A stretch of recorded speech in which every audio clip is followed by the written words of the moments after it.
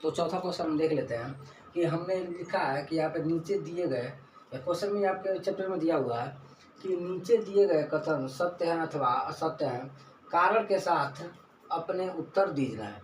यानी हमको जो भी मतलब तथ्य दिए गए हैं इनका मतलब कि पहले तो हमको उत्तर देना है, लेकिन उसका कारण के साथ बताना है कि सत्य है कि असत्य है। हम सत्य असत्य तो बता देंगे, लेकिन सत्य असत्य के साथ हमको ये भी जानना होगा कि मतलब कि ये संख्या क्यों है, ऐसा है और है तो क्यों।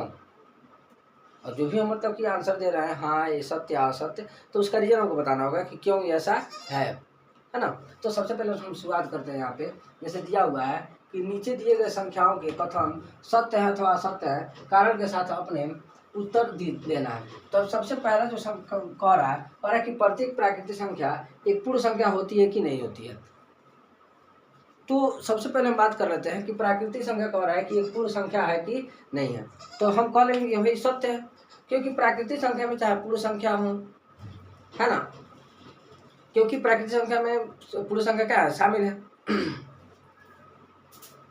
कह रहा है कि प्रत्येक प्राकृतिक संख्या यानी जो भी प्राकृतिक संख्या है वो पूर्ण संख्या है कि नहीं। जैसे हम आप लोग की परिभाषा में आप लोग पढ़े होंगे कि परिमेय संख्या, पूर्णांक संख्या का मतलब होता है कि ऐसी संख्या है जो जीरो से को लेकर के बाकी मतलब कि प्राकृतिक संख्या उसमें शामिल कर लिया जाता है तो क्या हो जाता है, पूर्ण संख्या हो। जैसे मतलब कि जीरो को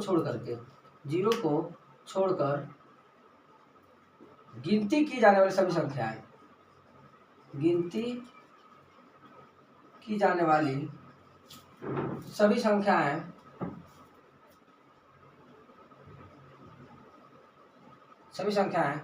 प्राकृतिक संख्या कहलाती है,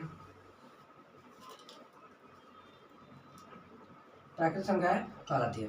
यानी जीरो को छोड़ दिया जाए, बाकी सारी संख्याओं को मतलब ले लिया जाए, यानी जो भी मतलब गिनती में आती हैं उन सभी संख्याओं को ले लिया जाए तो सभी संख्या पर मतलब की प्राकृतिक संख्या कहलाती हैं। लेकिन उसी में अगर जीरो शामिल, जैसे मान लो यहाँ पे हम लिखे हैं कि 1 2 3 4 5 डॉट डॉट डॉट इन्फाइनाइट तक, यानी जहाँ तक हम जाए वहाँ तक जा सकते हैं। एक बात और आप लोग बता दें कि मतलब कि सबसे प्राकृतिक सबसे छोटी जो संख्या होती है वो 1 होती है, और सबसे बड़ी संख्या अनंत हो जाए, जितना हम मान सकते हैं उतना हो जाएगा।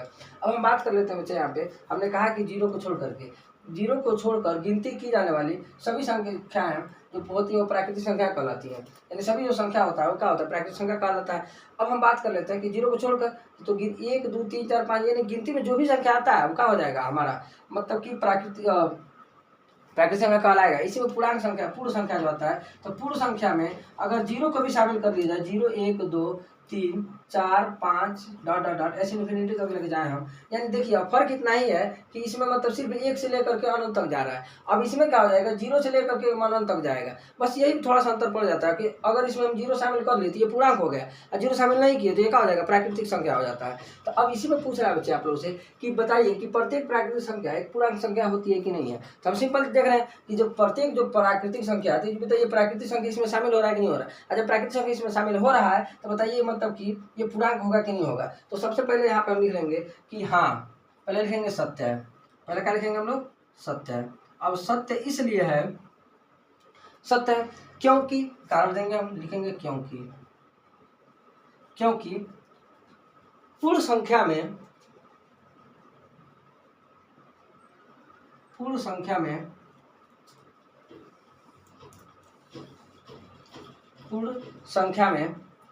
प्राकृतिक संख्या शामिल है, प्राकृतिक संख्या शामिल है। पूर्ण संख्या में प्राकृतिक संख्या क्या है, शामिल है, इसलिए क्या हो जाएगा, ये हो जाएंगे। अब हम बात कर लेते हैं दूसरा, कह रहा है कि प्रत्येक पूर्णांक एक पूर्ण संख्या होती है। यानी जो भी पूर्णांक होता है बताइए कि पर मतलब कि एक जो पूर्णांक होता है वो मतलब कि पूर्ण संख्या होता है कि नहीं होता है। तो अब हम बात कर लें बच्चे कि हम जो पूर्ण संख्या भी हम बात करें तो देखें आप लोग कि 0 से लेकर 1 2 3 4 5 6 डॉट डॉट डॉट, तो ये सारे क्या होते हैं मतलब कि संख्या हो जाती है, इसमें कहीं ऋण संख्या नहीं आ रहा है। आप लोग ध्यान से देख सकते हैं कि यहाँ पे 1 2 3 4 ये प्राकृतिक संख्या हो गई, ये प्राकृतिक संख्या हो गया, और ये क्या हो जाएगा, पूर्ण हो गया। अब पूर्णांक की बात करने बच्चे हम लोग, तो पूर्णांक आपका क्या होता है, पॉजिटिव नंबर भी होते हैं, 1 2 3 4 5 हो जाएंगे, 1 2 3 4 डॉट डॉट डॉट हो जाएंगे।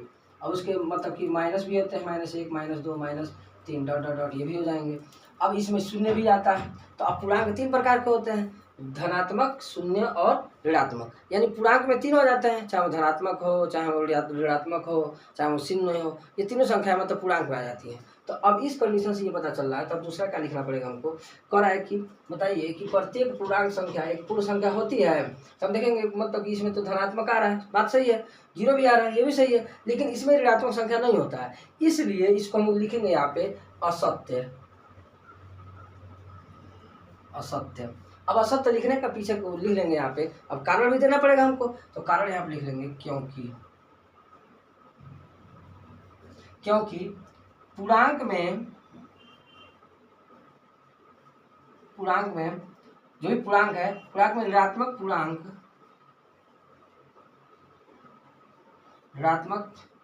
पूर्णांक होते हैं।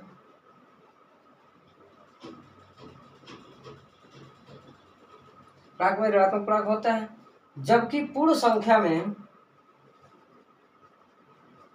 जो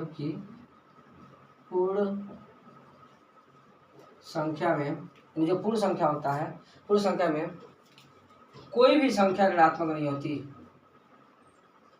कोई भी संख्या ऋणात्मक नहीं होती।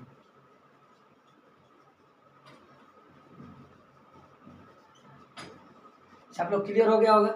देखिए हमने यहाँ बताया भी है और यहाँ इस चीज़ को हमने क्या कर दिया, बता भी दिया।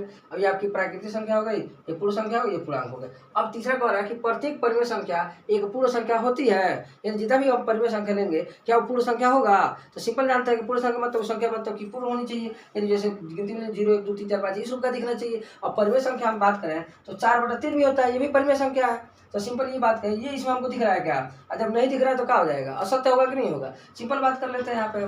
तो अब यहाँ पे देखेंगे, लिखेंगे तीसरा असत्य। असत्य। अब असत्य क्यों, क्योंकि हम कहे हैं कि कह रहा है यहाँ पे कि प्रत्येक परिमेय संख्या, यानी ये नहीं कह रहा कि क्या परिमेय संख्या हो सकता है, तो ये बात तो हो जाती, कह रहा कि प्रत्येक यानी जितनी परिमेय संख्या आती है सब क्या पूर्णांक संख्या हो सकती है। तो ये तो कंडीशन भाई कभी फॉलो नहीं कर रहा है। तो अब यहाँ पे क्या लिख लेंगे हम लोग, तो यहीं पे देखें, जैसे मान लो 3 4/3 हो गया, 7/2 हो गया, तो अब इसको 5 मान लो कि 2 हो गया, 3/2 हो गया। तो अब ये संख्या पूर्ण मतलब कि परिमेय तो है लेकिन पूर्णांक नहीं है। अगर पूर्णांक नहीं है तो इनको हम मतलब क्या कर सकते हैं, लिख सकते हैं, नहीं लिख सकते हैं। तो इसलिए क्या लिख लेंगे यहाँ पे असत्य। अब लिखेंगे प्रत्येक, लिखेंगे परिमेय संख्या, परिमेय संख्या में अन्य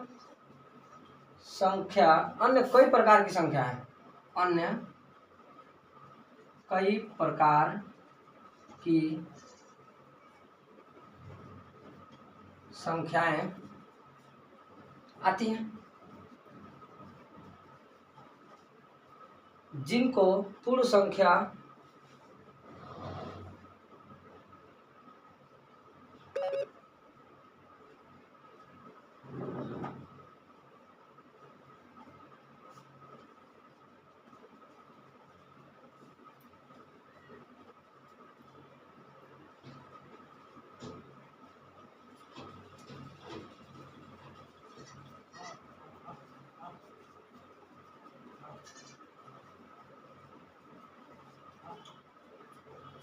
की कंडीशन होता है। यानी देखिए ये मतलब कि प्रत्येक जो पूर्णांक परिमेय संख्या होती हैं वो मतलब कि परिमेय संख्या नहीं हो सकती है।